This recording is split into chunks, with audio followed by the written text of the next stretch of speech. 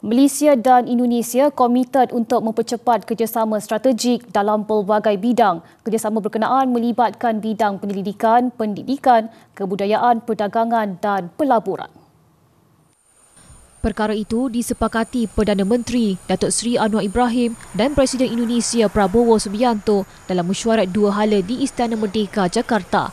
Datuk Seri Anwar berkata, kerjasama terbabit penting terutamanya dalam suasana ekonomi yang tidak menentu ekoran tarif dikenakan Amerika Syarikat. Langkah-langkah yang munasabah apapun yang mungkin untuk kita tingkatkan investasi masing negara.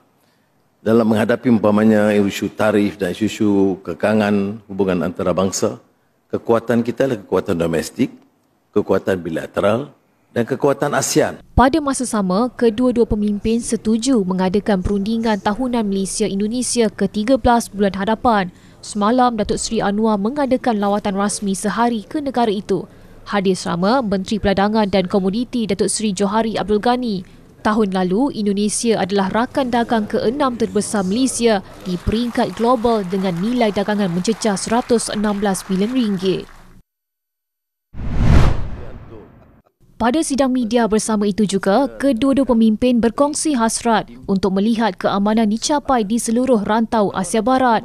Kedua-dua negara turut mengecam keras kebiadaban Israel serta menyambut baik gencatan senjata antara Israel dan Iran. Tapi yang penting seperti mana disinggung oleh Presiden, ada keinginan kita bersama untuk perdamaian tercapai bukan sahaja di antara Iran dan Israel, tapi seluruh Timur Tengah. Ujarnya, Malaysia konsisten dalam menyuarakan bantahan tegas terhadap pencerobohan dan pelanggaran Israel ke atas Iran serta menyokong hak Tehran untuk mempertahankan kedaulatan dan maruah. Menyentuh isu Myanmar, jelas Perdana Menteri, Malaysia bertekad untuk menyelesaikan sengketa itu dengan baik serta disokong Indonesia yang mempunyai pengalaman dan kepakaran dalam pengurusan konflik.